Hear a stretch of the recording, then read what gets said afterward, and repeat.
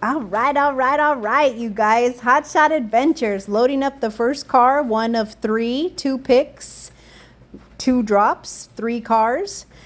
This one was really close to the house, so I got to yapping with the sales manager and gave him a couple business cards. You guys never miss an opportunity to sell yourself. So I had to talk with him about some rates and stuff like that.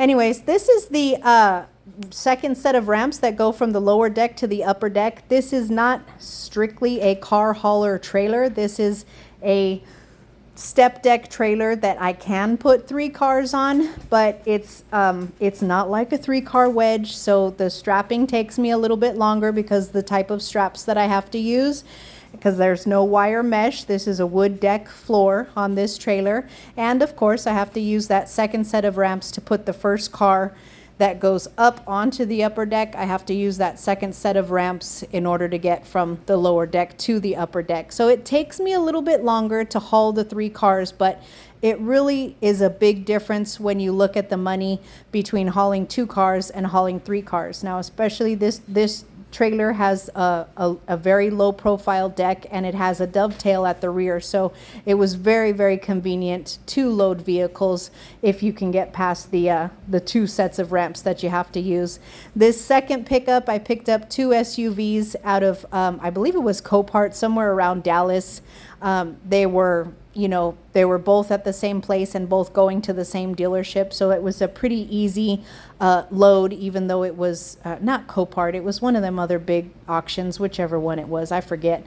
But strapping down all of the different cars, takes a little time. Then I've been strapping down the ramps at the rear because I don't like the ramps where I have to pull them in and out of at the rear of this trailer, so I've just been strapping them down to the deck. So there's side views of both of those, you guys. I loaded 3 vehicles onto the step deck. I had to move the straps around on this front vehicle, the rear straps, because they just kept getting loose. The vehicle doesn't have actual rims, so I couldn't go through the rim. So on the back, I ended up having to strap down to the frame, which was fine. Once I did that, she stopped moving around. She stopped bouncing around. It was only about 450 mile drive to the first drop, which is those 2 in the rear, and then I got about another 2-hour drive farther north to drop this next one off. So I had a couple more hours. I pretty much could have got to really close to the receiver for those 2, but I decided just to shut it down. I'm at some random truck stop almost in Kansas, I guess. Anyways, I figured it would be a good opportunity to show you guys my setup here. If you want to know how cramped the quarters are and what my setup looks like, I'm about to show you. So that's my bed, okay? My pillows, my bed. It's a little messy. I crawled in it and then I got hot, so I set up the new EcoFlow. I set that up. I crawled in the back and I just put I opened the back window, and that just was absolutely not sufficient enough. It's still about 82 degrees outside. So I put up my window coverings. You guys can see that. I got like a bag that hangs behind my driver's seat, which is full of junk. But this is the bed. I'm a side sleeper, so it's perfect for me. I'm 5'1", so it's fine. I'm not it requiring a ton of space. My honey made me this. This is plexiglass, and we kind of he glued another piece of plexiglass. You can see a little lip. He cut out a circle with the grinder in the plexiglass. So it was just one piece of plexiglass, you guys, and it was like $40, and we used some like Gorilla glue stuff and an extra piece of plexiglass to kind of make a lip on the outside where the window actually rolls up into the lip, so you really can't push it. You can't push it in at all. So that is the EcoFlow. It goes on the center console, and then that's the exhaust vent. And if you see that little hose right there, that is the drain hose. So it's actually draining into a small little container that's down there that you probably cannot see. And that is my cooler. So let's jump on the other side so I can show you guys the view over here. If you're wondering how cramped it is, it's pretty cramped, you guys. It's pretty cramped. It's a mess. I have to cut a hole in my window shade for that side. This is officially the first official night that I've utilized the EcoFlow. I kept thinking I was going to have to utilize it in past trips, and then I didn't need it. So this is the first official first maiden voyage. The air is cool. I set it to 70 and it's on eco mode, which supposedly is going to last 6 to 8 hours. There you go. It says 3.9 hours on eco AC set to 70. So we'll see how long it lasts. But yeah, guys, I mean, it's not a big rig. For anybody who wants to know, you know, it's not a big rig. And once you park, you gotta, you know, set up your AC system and put your window coverings up and make your bed and move all your bags around and do all that stuff. Under the bed is my inverter and all my tools and all my extra, you know, crap that I carry around. So it's a tight squeeze, you guys. It's not, like I said, for guys that I mentor that are coming from a big rig and downsizing to a hotshot pickup truck. It's a big difference. It's a big difference. And as you can see, I left my seats in here. My bed and my bed base is pretty easy to take out when I want to take it out, and I like to have my seats still in there. But if you removed the seats, you can make the bed at least probably 8 inches wider. You're never going to get the bed any longer. So if you're a tall person or a back sleeper that you like to lay flat, good luck, or take out the front seat and make your bed going from front to back because you're never going to increase the length when you use a back seat bed like this. But you can increase the width if you take out your back seats. I personally don't. I've never done that. I don't want to do that. That's it, you guys. I've got full seats. I can utilize all the seats. If I take my bed out and take this, you know, stuff out, I can utilize all of that. I have a Vivor refrigerator that's right there. It fits perfectly on these Fords. It fits perfectly right there on the front seat, on the passenger seat.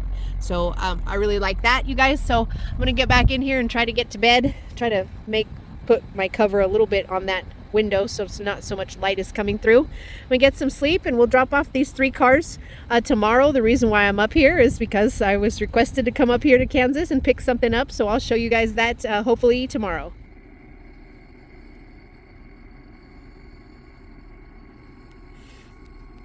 Everything you saw, right? We're just going to review really quick everything that you saw in the cab of my truck, tools that I use, my bed and, you know, my AC unit and stuff like that.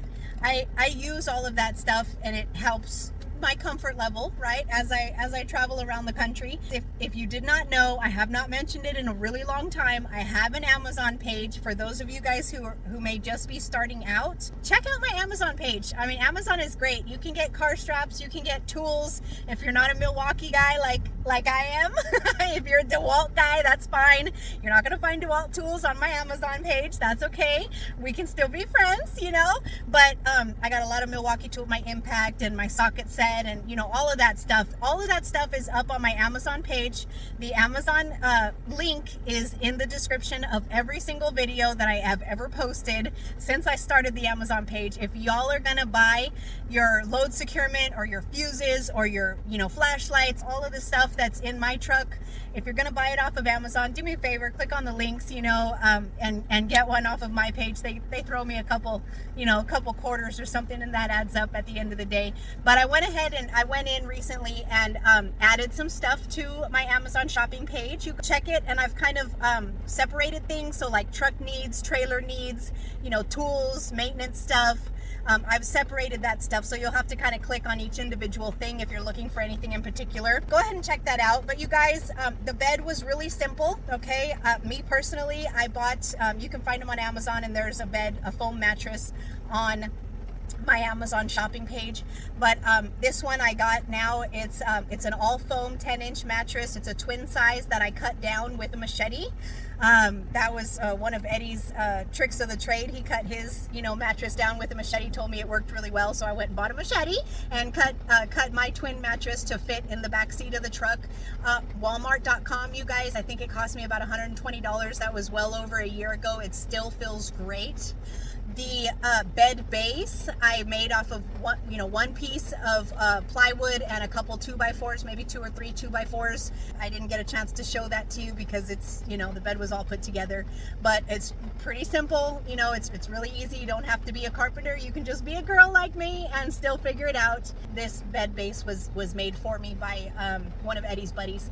But and you guys, we did a video on that about a year or so ago. The EcoFlow, you guys, I mentioned in previous videos, it is on my Amazon page, but it's like $1,700 in my personal opinion. Don't go new. Go to Marketplace and find you one. I found one for $500 that was gently used, and it works great for me. So that's a big purchase in my opinion. I don't really want to spend $2,000 on something if I can spend $500 on it. So I did go to Marketplace for that.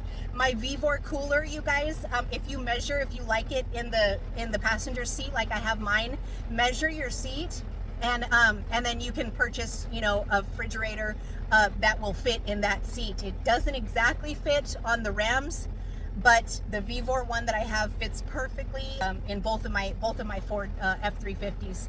And that was like $120. Bought it off of Amazon over a year ago. She's still doing great. If I put the settings down, she'll even go frozen. So it's a really nice fridge for $120 that you can just plug right into the truck.